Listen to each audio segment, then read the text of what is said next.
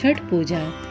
छठ पूजा अथवा छठ पर्व कार्तिक शुक्ल पक्ष की षष्ठी को मनाया जाने वाला एक पवित्र हिंदू त्योहार है। सूर्य उपासना का यह अनुपम लोक पर्व मुख्य रूप से पूर्वी भारत के बिहार, झारखंड, उत्तर प्रदेश और नेपाल के तराई क्षेत्रों में मनाया जाता है।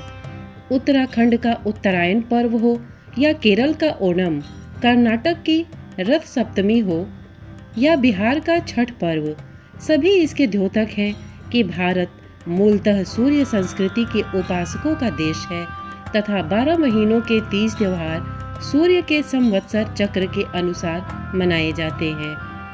आइए छठ से जुड़ी पौराणिक मान्यताओं और लोक गाथाओं पर गौर करें तो पता चलता है कि भारत के आदिकालीन सूर्यवंशी भरत राजाओं का यह मुख्य पर्व था।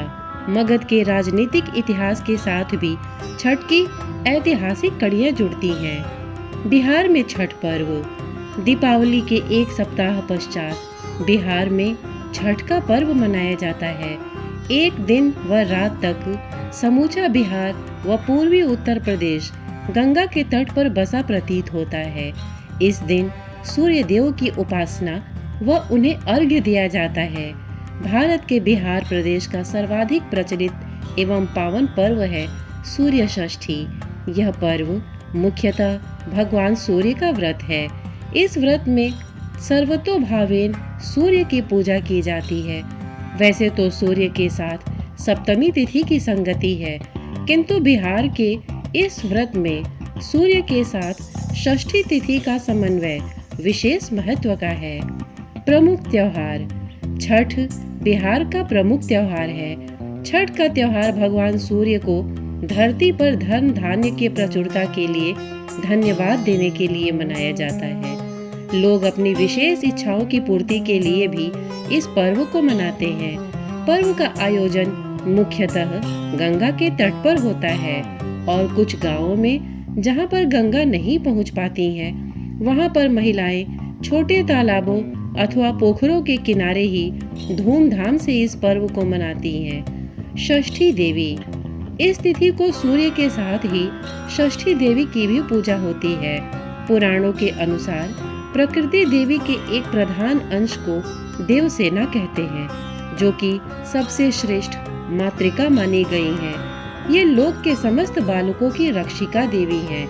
प्रकृति का छठा अंश होने के कारण इनका एक नाम षष्ठी भी है। षष्ठी देवी का पूजन प्रसार ब्रह्मवैवर्त पुराण के अनुसार राजा प्रियव्रत के काल से आरंभ हुआ, जब षष्ठी देवी की पूजा छठ मैया के रूप में प्रचलित हुई। वास्तव में सूर्य को अर्घ्य तथा षष्ठी देवी का पूजन एक ही तिथि को पड़ने के कारण दोनों का समन्वय भारतीय जनमानस में इस प्रकार हो गया कि सूर्य पूजा और छठ पूजा में भेद करना मुश्किल है। वास्तव में ये दो अलग अलग त्योहार हैं। सूर्य की षष्ठी को दोनों की ही पूजा होती है। छठ महोत्सव और धार्मिक कर्म कांड। इस त्योहार पर न तो किसी मंदिर में पूजा हेतु जाया जाता है और न ही घर की कोई विशेष सफाई की जाती है। इससे ऐसा प्रतीत होता है कि यह पर्व बहुत ही आसानी से या बिना किसी कर्म कांड के मना लिया जाता है, लेकिन ऐसा नहीं है। स्नान एवं उपवास।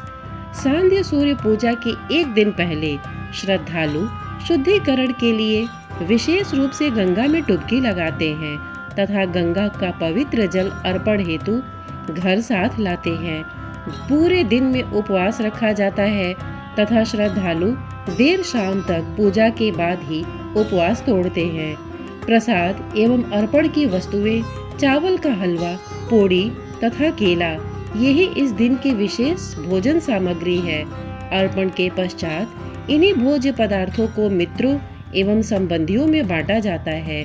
लोग बड़ी ही श्रद्धा से इसे खाते हैं। शुभ दिन। संझावाट।